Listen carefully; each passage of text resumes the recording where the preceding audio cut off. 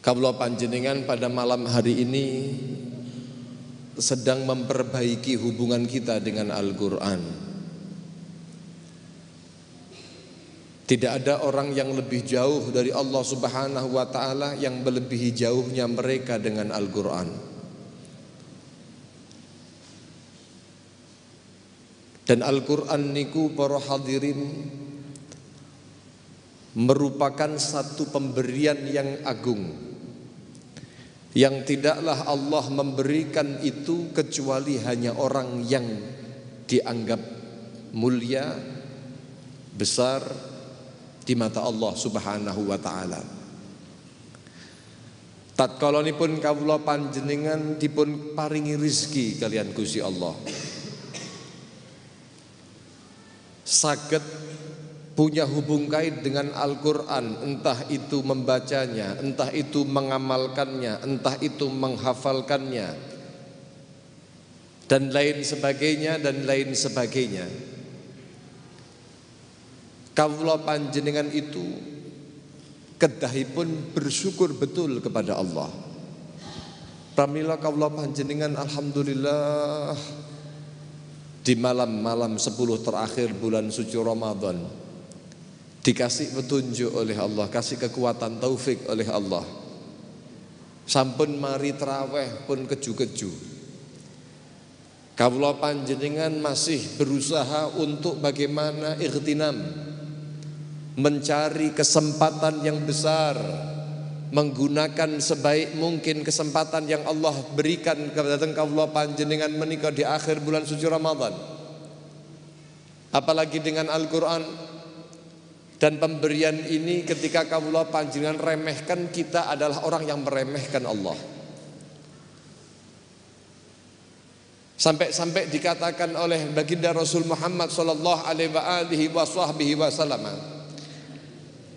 di dalam sebuah riwayat, faman qara'al Qur'an, barang siapa orang yang membaca Al-Quran thumma ra'a ahadan, lalu dia masih melihat kepada seorang yang lainnya, utia, diberikan oleh Allah Subhanahu wa ta'ala afdala mimma utia, faqad istasghara ma'addamahullah. Dawuhipun Kanjeng Nabi, tiang niku kok dikasih kekuatan oleh Allah, dipun paringi taufik, ada satu dorongan di dalam hati, pengen niku maca Al-Quran. Hari ini kita tidak kesempatan baca Al-Quran, nangis air mata kita, nyesel di dalam hati, kalau panjenengan sesek Pak. Lalu kemudian membaca Al-Quran dan mengagungkannya, bersyukur atas apa yang Allah takdirkan kepadanya. Niki wong sing luar biasa. Tapi terus kawula panjenengan kok maca Al-Quran, hadir di majelis khatmil Quran, atau kemudian apapun yang berkaitan dengan Al-Quran. Lalu ketika kawula panjenengan hadir di majelis yang semacam ini, masih memiliki prasangka anna ahadan thumma ro'a ahadan, lalu dia itu masih melihat bahwasanya orang di luar sana utiya afdhala mimma uti, orang yang dia sedang dikasih keuntungan oleh Allah duniawinya, orang yang disangka dia adalah orang yang sedang berbahagia di keluarganya, dagangannya laris nggih, atau lagi kumpul reuninan, musik-musikan, apalagi sampai terjerumus kepada kemaksiatan. Lalu sing hadir teng majelis ngeten iki sik nyangka, lho lak bejane to wong kae. Ngerti ngono aku ora hadir iki, Mang. Wah, coba aku mau buka toko lek rame tokoku iki. Kok malah tak tinggal khatmil apa? Quran. Atau hadir khatmil Quran benjingi rodok ngantuk lek kerja. Padahal iki rame-rame nih. Coba tahu gini, orang hadir mambengi khotmil Quran ben iso kuat semangat lek bisnis. Nah, dawuhipun Kanjeng Nabi, wong kok maca Al-Qur'an, atau kira kalau kita hubungkan dengan Al-Qur'an yang berkaitan dengan Al-Qur'an, hadir majelis Al-Qur'an, kita tadi bareng-bareng bahas Al-Qur'an, menghatamkan Al-Qur'an, derek tabarruk, khatamipun tadarusane Masjid napa? Al-Hidayah. Tapi masih punya prasangka bahwa orang di luar sana dia mendapatkan yang lebih afdal daripada apa yang dirizkikan oleh Allah kepada orang yang hadir majelis khatmil Quran atau orang yang membaca Al-Quran. Wong sing model ngeten iki dawuhipun Kanjeng Nabi, faqad istazghara ma'azzamahullah. Orang ini telah meremehkan apa yang diagungkan oleh Allah. Na'udzubillahi min. Para rawuh, para bapak, para ibu yang dimuliakan oleh Allah Subhanahu wa taala. Kita bersyukur sekali punya hubung kait dengan Al-Qur'an niku syukur Pak Bu. Kadang-kadang kawula panjenengan bingung, Beb kula niki sakjane ya pengin maca Al-Qur'an tapi saya tidak mampu membaca Al-Qur'an dengan baik. Mau belajar ya kepada siapa? Kula niku uwan niku pun kathah. Sudah tua saya. Dawuhipun Kanjeng Nabi, man qara'al Qur'an wa huwa yatada'da. Terbata-bata baca Al-Qur'annya, tapi dia tetap mengharapkan setiap huruf di dalam Al-Qur'an memberikan sebuah syafaat nanti di hari kiamat, hasanat minallah, kebaikan dari Allah Subhanahu wa taala. Dia menaruh harapan yang besar ketika dia membaca Al-Qur'annya. Walaupun terbata-bata macane Al-Qur'an niku sak juz niku sedina niku gak katam, Pak. Saking blekak-blekuke. Tapi yuk ketahuilah, orang yang demikian itu dikatakan oleh Kanjeng Nabi Muhammad lahu ajran, justru mendapatkan 2 pahala besar. Shallallahu alaihi Nabi Muhammad. Apa pahala besarnya? Pahala dia itu belajar, mau tidak mau menyerah, terus belajar berusaha memperbaiki dirinya, dan setiap hurufnya diganjar oleh Allah Subhanahu wa taala. Belum lagi nanti dikasih syafaat oleh Al-Qur'annya. Iqra'ul Qur'an fa innahu ya'ti yaumal qiyamah syafi'an li ashabi. Baca itu Al-Qur'an, nanti di hari kiamat kau akan disyafaati, ditolong oleh Allah Subhanahu wa taala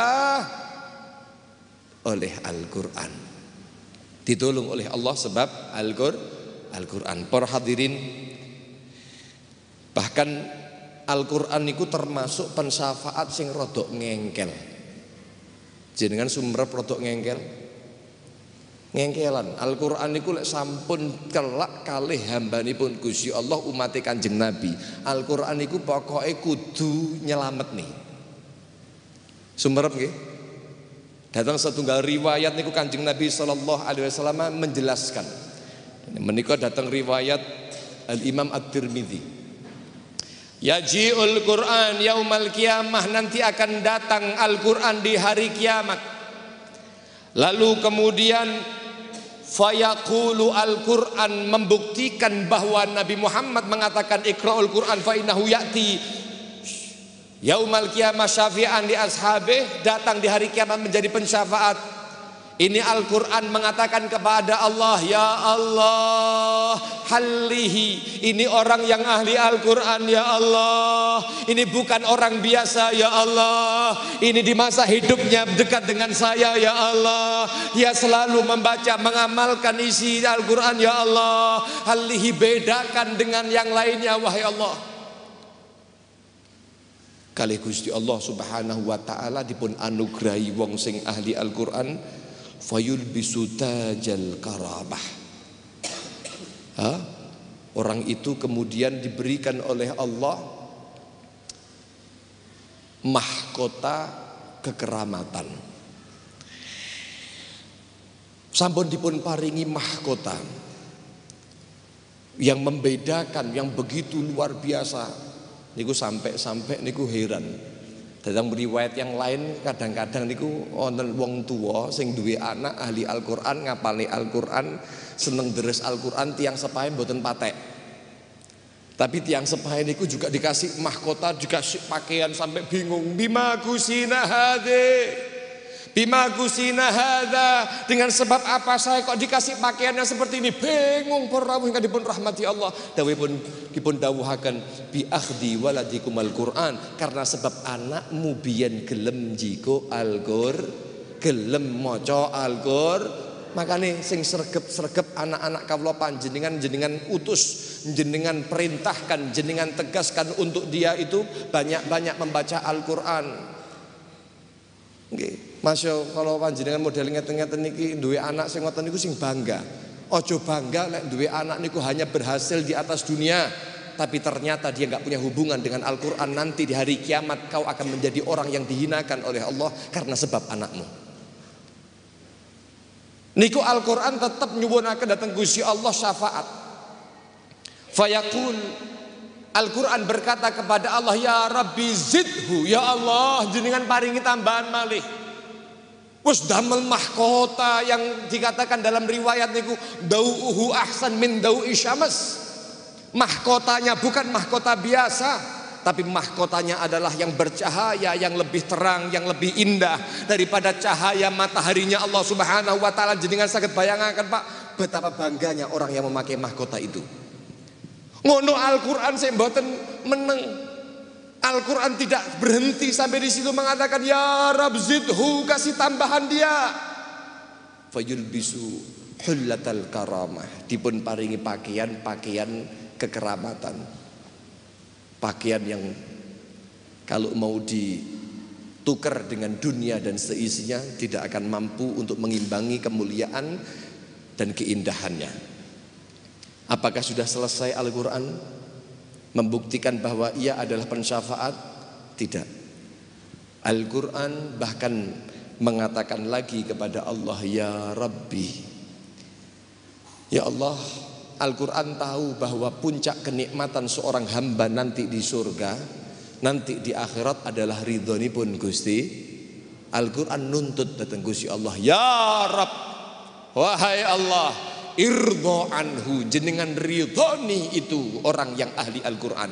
Disuwuraken terus kalian Al-Qur'an beramu. Fayardho anhu, Allah pun ridho kepada orang ini.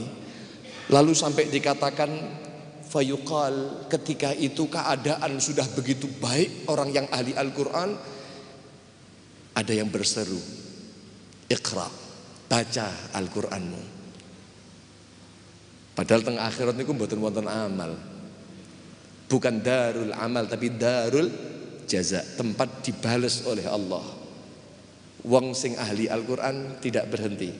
Saking mulyane amale. Iqra, baca kau punya Al-Qur'an, warqa, naiklah tinggi kau punya derajat, wa tuzad bi kulli ayatin hasanah. Di setiap ayat yang kau baca akan menambahkan kebaikan-kebaikan yang Allah berikan kepadamu, wahai orang-orang yang ahli Al-Qur'an.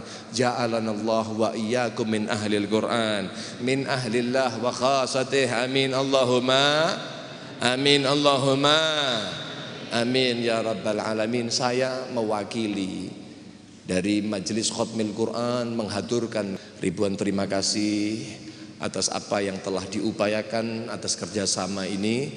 Mudah-mudahan Allah Subhanahu wa taala menjadikan ini sebagai ta'awun 'alal birri wat taqwa yang diterima oleh Allah Subhanahu wa taala. Dan kami memohon maaf yang sebesar-besarnya apabila ada kesalahan, ada kekurangan, kekhilafan, kekurang adaban dari anak-anak, dari para panitia Khatmil Quran. Kami mohon maaf yang sebesar-besarnya. Juga berlaku kepada seluruh penduduk Melati mriki ingkang kawula mulyakaken, sedanten kawula nyuwun pangapunten ingkang kathah. Dan juga saya ucapkan yang sama, terima kasih kepada para habaib, para kiai ingkang derek nglunggaraken wektalipun hadir pada malam hari ini. Juga para pengurus dari semua divisi, para hadirin dan hadirat, saya ucapkan terima kasih dan wal afu minkum, samihuni ala tafsir. Wassalamualaikum warahmatullahi wabarakatuh.